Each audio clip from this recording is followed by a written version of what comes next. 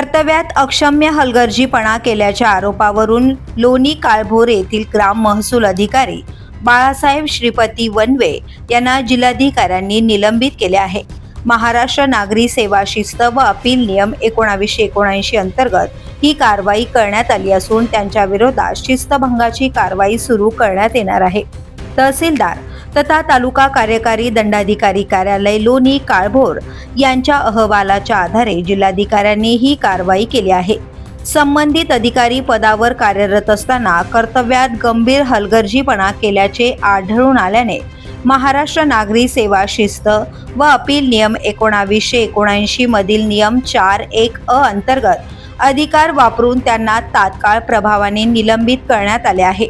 पुढील आदेश होईपर्यंत बाळासाहेब वनवे हे निलंबित राहणार असून निलंबन काळात त्यांचे मुख्यालय तहसील कार्यालय जुन्नर येथे निश्चित करण्यात आले आहे। जिल्हाधिकाऱ्यांची पूर्व परवानगी घेतल्याशिवाय त्यांना मुख्यालय सोडता येणार नाही असेही आदेशात स्पष्ट करण्यात आले आहे। निलंबनाच्या कालावधीत संबंधित अधिकाऱ्याने कोणतीही खाजगी नोकरी स्वीकारू नये किंवा कोणताही व्यवसाय करू नये असेही आदेशात नमूद करण्यात आले आहे। तसे आढळून आल्यास त्यांच्यावर पुढील कारवाई होणार असून निलंबन निर्वाह भत्ताही गमवावा लागू शकतो।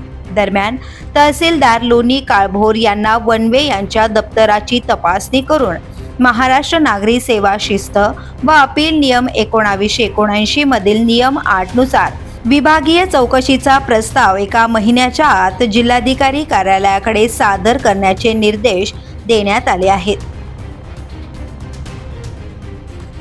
The police news bureau, Loni Kalbhor.